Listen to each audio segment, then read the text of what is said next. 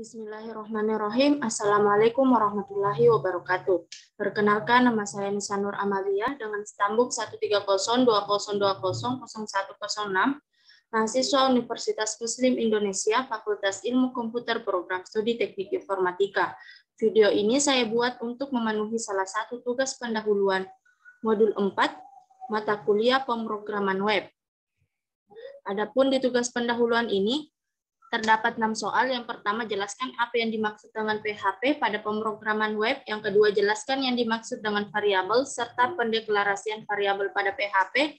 Yang ketiga, jelaskan struktur penulisan PHP. Yang keempat, jelaskan dan tuliskan bentuk umum percabangan dan perulangan pada PHP. Yang kelima, jelaskan dan tuliskan bentuk modulasi pada PHP. Yang keenam, jelaskan dan tuliskan metode-metode pengiriman data menggunakan PHP melalui forum. Langsung saja kita ke soal yang pertama, yaitu jelaskan apa yang dimaksud dengan PHP pada pemrograman web. PHP atau PHP Hypertext Preprocessor merupakan bahasa pemrograman web yang bersifat server-side. Artinya bahasa berbentuk script yang disimpan dan dijalankan di komputer server atau web server, sedangkan hasil yang dikirimkan ke komputer klien atau web browser dalam bentuk HTML. Banyak sintaks di dalamnya yang mirip dengan bahasa C, Java, dan Perl. Dikarenakan PHP merupakan bahasa pemrograman server-side, maka dibutuhkan web server yang terinstall dan disimpan di folder tertentu agar interpreter dari PHP sendiri dapat menerjemahkan instruksi yang dituliskan. Soal yang kedua yaitu jelaskan yang dimaksud dengan variabel serta pendeklarasian variabel pada PHP. Variabel dalam suatu program digunakan untuk menyimpan suatu nilai atau value atau data yang dapat digunakan nanti dalam suatu program. PHP memiliki cara sendiri untuk mendeklarasikan dan menyimpan variabel. Pada beberapa aturan yang harus dipahami dalam penulisan variabel pada bahasa pemrograman PHP, antara lain yang pertama, variabel apapun yang dideklarasikan di PHP harus diawali dengan tanda $. Lalu diikuti nama variabel yang diinginkan. Yang kedua, variabel meliputi nama yang panjang, contohnya $, nama pegawai, ataupun nama yang pendek, yaitu $NMPGW. Yang ketiga, suatu variabel hanya boleh mengandung alfanumerik dan underscore, yaitu untuk untuk huruf A sampai Z, angkanya 0 sampai 9, dan menggunakan tanda underscore. Nah, yang keempat, nama variabel dalam PHP harus diawali huruf bukan angka. Yang keenam, yang kelima, variabel di PHP bersifat case sensitive. Contohnya, $nama tidak sama dengan $nama. Di sini menggunakan huruf kapital, sedangkan di sini menggunakan huruf kecil. Selanjutnya itu nama variabel diletakkan sebelum tanda sama dengan dan value-nya atau nilainya diletakkan setelah tanda sama dengan. Variabel PHP dapat dideklarasikan sebagai berikut ini, yaitu simbol $, kemudian variabel namanya atau nama variabelnya, kemudian sama dengan, dan value-nya atau nilainya. Di sini terdapat contoh pendeklarasian variabel pada PHP, yaitu ada tag pembukanya, tanda tanya, kemudian PHP, kemudian ada $, kemudian nama variabelnya di sini adalah usia, kemudian sama dengan, dan value-nya itu 25. Kemudian akan menampilkan Budi berusia yang $, usianya tadi nilainya itu 25, jadi yang akan tampil di sini yaitu Budi berusia 25 tahun, seperti berikut ini. Tampilannya akan seperti ini, Budi berusia 25 tahun. Soal yang ketiga yaitu jelaskan struktur penulisan PHP. PHP dapat ditempatkan di mana saja. Untuk script, PHP dimulai dengan tanda kurang, baru tanda tanya, kemudian PHP diakhiri dengan sintaks penutup, tanda tanya. Untuk ekstensi file yang digunakan yaitu .php. Berikut ini struktur penulisan PHP, yaitu pembukanya, tanda tanya, PHP, kemudian kode programnya, kemudian ditutup dengan tanda tanya juga. Berikut ini contoh kode PHP yang ditulis bersama kode HTML. Berikut ini source kodenya.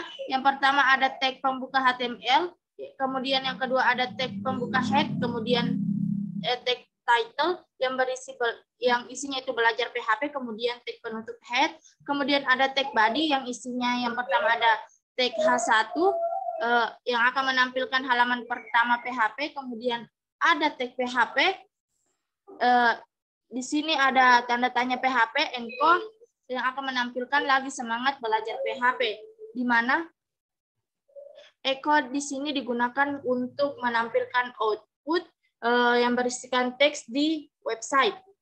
Berikut ini output dari kode PHP-nya. Di sini ada halaman pertama PHP, kemudian lagi semangat belajar PHP.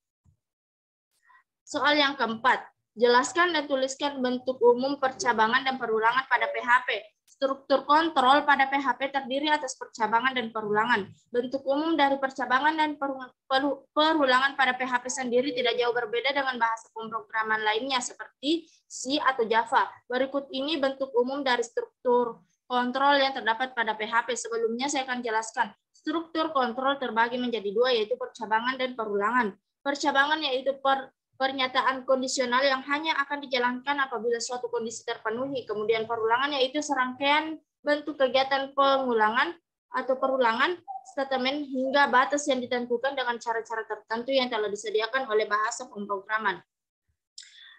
Berikut ini jenis-jenis dari percabangan beserta sintaksnya. Yang pertama ada percabangan if, yaitu bentuk kondisi yang paling sederhana di mana hanya akan menjalankan pernyataan atau statement bila kondisi bernilai benar atau true. Sintaksnya itu if, kondisinya di sini kita beri kondisi. Jika kondisinya benar, maka pernyataan akan dieksekusi. Selanjutnya ada percabangan if else, yaitu bentuk kondisi kedua dari if. Pernyataan pertama akan dieksekusi bila bernilai benar. Bila bernilai salah, maka pernyataan kedua yang akan dieksekusi. Di sini sintaksnya itu if, kemudian kondisinya. Jika kondisinya terpenuhi, maka pernyataan pertama yang akan dijalankan, namun jika tidak terpenuhi, maka di sini ada else, kemudian menjalankan pernyataan kedua. Selanjutnya ada ternary operator. Sintaksnya itu $variable sama dengan kondisi, kemudian hasilnya true atau false. Selanjutnya ada perulangan if else if, yaitu kondisi if else yang dapat dibilang cukup kompleks karena kondisi lebih dari satu. Pernyataan akan dieksekusi apabila kondisi bernilai true. Apabila tidak ada kondisi yang bernilai true, maka pernyataan else akan dieksekusi. Di sini ada perulangan if, kemudian kondisi pertamanya, kemudian ada pernyataannya, kemudian jika kondisi pertamanya tidak terpenuhi, maka akan lanjut ke kondisi keduanya. Begitu pula seterusnya. Yang ketiga ada perulangan switch, yaitu percabangan yang cara kerjanya adalah membandingkan suatu nilai dengan beberapa nilai lainnya. Di sini ada sintaks switch, yaitu switch, kemudian nilainya, kemudian untuk case 1, di dalamnya kita beri statement, kemudian break, kemudian case variable 2, kemudian statement, kemudian break, kemudian default. Selanjutnya ada perulangan. Perulangan juga dibagi menjadi beberapa jenis. Yang pertama ada perulangan for, yaitu perulangan yang termasuk dalam context loop karena kita bisa menentukan jumlah perulangannya. Di sini ada sintaksnya itu for, di mana $i sama dengan 0, kemudian $i kurang dari 10. Di sini kita tentukan jumlah perulangannya. Bisa saja 9 atau 8. Sesuai jumlah perulangan yang ingin ditentukan. Kemudian ada $i++. Kemudian di dalam kurung kurawa ada blok kode yang akan diulang di sini. Selanjutnya ada perulangan jenis while. Perulangan yang termasuk dalam uncounted loop karena biasanya digunakan untuk mengulang sesuatu yang belum jelas jumlah perulangannya. Adapun sintaksnya itu while, kemudian kondisinya, kemudian di dalam tutup tanda kurawanya ada blok kode yang akan diulang di sini. Kemudian perulangan selanjutnya ada perulangan do while. Perulangan do while akan selalu melakukan pengulangan sebanyak 1 kali, kemudian melakukan pengecekan kondisi. Berikut ini adalah sintaksnya, di mana do, buka kurung, kemudian blok kode yang akan diulang, kemudian tutup kurung, kemudian ada perintah while, kemudian kondisinya. Selanjutnya ada perulangan for each. Perulangan for each sama seperti perulangan for, namun ia lebih khusus digunakan untuk mencetak array. Berikut ini adalah sintaksnya, yaitu for each, buka kurung, $array, as, $data, kemudian kurung kurawa, echo, $data. Kemudian nomor 5 yaitu jelaskan dan tuliskan bentuk modulasi pada PHP. Modulasi sendiri pada PHP di pembahasan ini merujuk pada pemanggilan file-file PHP pada sebuah file atau yang umum dikenal dengan istilah import atau include. Include file pada beberapa bahasa pemrograman. Terkhusus untuk PHP sendiri terdapat dua cara yang masing-masing terbagi dua untuk melakukan pemanggilan file pada PHP. Berikut ini teknik pemanggilan file pada PHP. Terbagi atas dua, yang pertama ada include, kemudian require. Include merupakan salah satu metode yang digunakan untuk melakukan pemanggilan file pada PHP. Apabila file yang dipanggil tidak tersedia, maka PHP akan menampilkan pesan error dan akan tetap melanjutkan proses interpret kode program. Kemudian untuk require merupakan salah satu metode yang digunakan untuk melakukan pemanggilan file pada PHP. Apabila file yang dipanggil tidak tersedia, maka PHP akan menampilkan pesan fatal error dan menghentikan proses interpret kode program. Berikut ini include dibagi menjadi dua, yaitu include, kemudian include once. Include yaitu melakukan pemanggilan file yang apabila terdapat file yang sama dipanggil, maka file tersebut akan ikut disertakan sesuai dengan jumlah file tersebut dipanggil. Berikut ini sintaksnya. Kemudian untuk include once, yaitu melakukan pemanggilan file yang apabila terdapat file yang sama dipanggil, maka file tersebut akan disertakan sekali saja. Berikut sintaksnya. Selanjutnya ada require. Require juga terbagi menjadi dua, yaitu require dan require once. Require itu sendiri merupakan melakukan pemanggilan file yang apabila terdapat file yang sama dipanggil, maka file tersebut akan ikut disertakan sesuai dengan jumlah file tersebut dipanggil. Berikut ini adalah sintaksnya.